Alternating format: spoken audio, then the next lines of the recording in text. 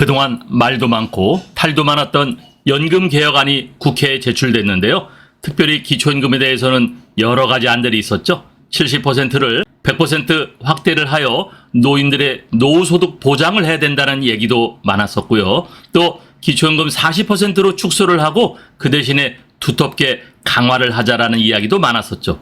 네, 그런데 이 기초연금은 결국 이렇게 1차안이 국회에 제출됐는데 국회에 1차안이 제출되었지만요. 국회와 대통령은 아무것도 하지 못하는 그런 상황에 놓여진 것 같습니다.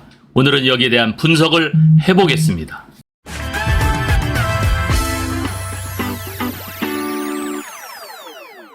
연금개혁 정부의 1차안이 국회에 제출되었습니다. 먼저 국민연금 부분에서는요. 더 많이 걷고 더 늦게 지급한다. 더 늦게 받도록 하자라는 그러한 안인데요. 연금 재정계산위 공청에서 18개 시나리오가 제시됐어요. 그러나 그것은 여러 가지 조합을 했을 때 그렇다는 것이지 결국에는 더 많이 걷고 더 늦게 지급을 하자라는 그러한 제안이 국회 정부안으로 제출이 되었습니다. 네, 보장성 강화했었죠. 소득 대체율을 높이는 안은 네, 이것은 빠져 있는 걸로 지금 보여지는데요.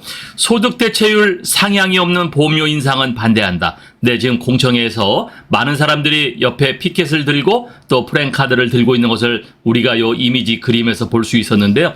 결국 정부안은 더 많이 걷고 더 늦게 받도록 하자라는, 그래서 재정 안정을 더 중시하자는 그런 안으로 결정이 됐습니다.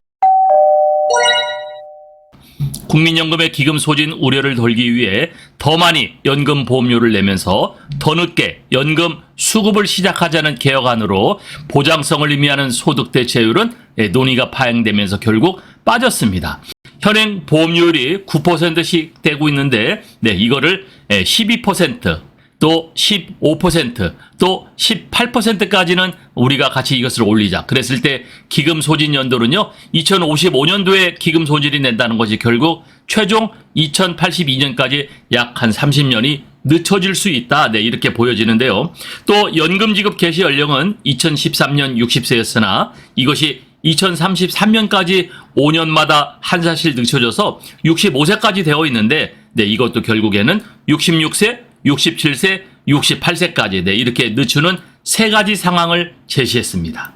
네, 그러니까 여기에 이슈가 두 가지가 있었죠.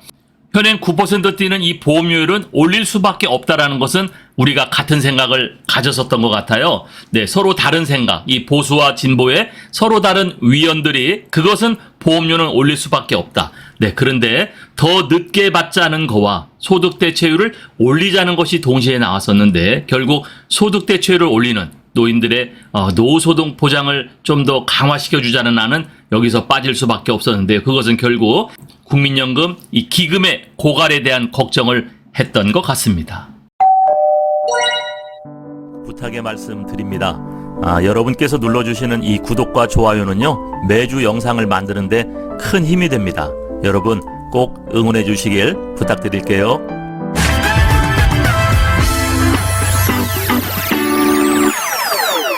네, 연금개혁 정부의 1차안이 국회에 제출됐습니다. 자, 기초연금 부분인데요. 자, 기초연금은 지급액은 올리면서 대상자는 줄이자. 아주 심플하게 이야기가 된 것 같습니다.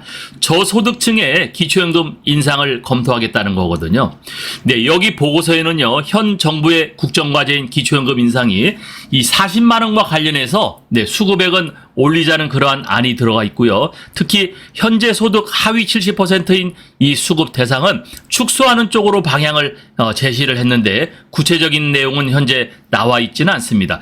자, 그렇다면은 우리가 이 70%를 하위층, 40%나 50%로 줄이면서 지급액은 늘리자는 얘기는 우리가 지금도 많이 나왔었는데요. 그러면 이것이 과연 가능할까?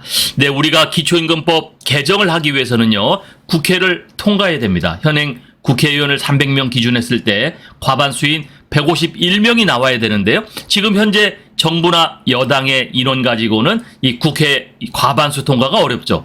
자, 과반수 통과는 현행 민주당의 국회의원들이 훨씬 더 인원수가 많기 때문에 이것이 통과되기가 어렵습니다. 자, 통과가 된다 하더라도 또 대통령이 제청할 수가 있죠. 또는 거부할 수 있습니다. 대통령이 거부를 하면은 이 국회의 반려가 되고요.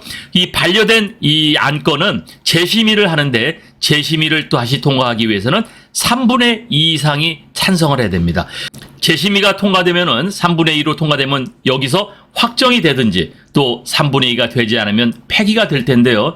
지금 현재로서는 민주당이 과반수 이상을 차지하고 있기 때문에 이 40% 밑으로 축소되는 것은 아마 가능해 보이지는 않습니다. 오히려 민주당 같은 경우에는요. 40만 원 인상을 하면서 100% 확대하자는 안이 23개 법안이 올라와 있다고 그랬잖아요. 자, 그러니까 결국은 이 기초연금에 대한 연금개혁, 기초연금법 개정은 내년도 총선 이후에나 되지 않을까. 그렇게 당연히 보여지는데, 최종 결론에서 다시 한번 정리해 드리겠습니다.